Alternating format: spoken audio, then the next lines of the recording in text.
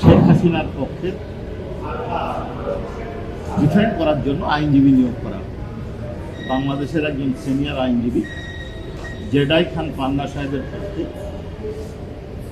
একজন অনারেবল ট্রাইব্যুনালের দৃষ্টি আকর্ষণ করে জানিয়েছিলেন যে জেডাই খান পান্না সাহেবকে যেন শেখ হাসিনার পক্ষে ডিফেন্ড করার জন্য আইনজীবী নিয়োগ করা। এ বিষয়ে ট্রাইব্যুনাল তার সাথে কথা বলেছেন এবং এটা বলেছেন যে স্টেট ডিফেন্স কাকে নিয়োগ দেওয়া হবে বা কাকে দেওয়া হবে না, এটা হচ্ছে ট্রাইব্যুনালের এখতিয়ারের জিনিস। এটা একটা। দ্বিতীয় হচ্ছে যে ইতিমধ্যে শেখ হাসিনার পক্ষের একজন আইনজীবী, অর্থাৎ শেখ হাসিনাকে ডিফেন্ড করার জন্য একজন আইনজীবী নিয়োগ দেওয়া হবে।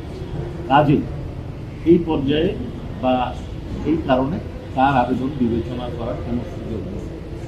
তবে তিনি যদি সিভি জমা দিয়ে দেন তাহলে অন্য কোনো মামলায় সেটা ট্রাইব্যুনাল বিবেচনা করে দেখতে, সেটা ট্রাইব্যুনালের বিষয় ছিল। এই প্রসিডিংটা আপনাদেরকে জানালাম। এই বিষয়ে আমাদের কোনো বক্তব্য ছিল না, আমরা কোনো বক্তব্য, ট্রাইব্যুনাল যে বক্তব্যটা দিয়েছে আপনারা শুনেছেন, আমি রিপিট করতে চাই না। তবে আমি শুধু এইটুকু বলতে পারি, আইনের অবস্থান হচ্ছে যে স্টেট ডিফেন্স কে নিয়োগ হবে সেটা ট্রাইব্যুনাল নিজে ঠিক করবে, অন্য কারো এখানে ঠিক করার কোনো সুযোগ নাই, কারো চাওয়ার কোনো সুযোগ নেই। শিয়া বাটার ও ভিটামিন ই সমৃদ্ধ লিলি হালাল বিউটি সোপ, তারুণ্যময় উজ্জ্বল ত্বকের জন্য।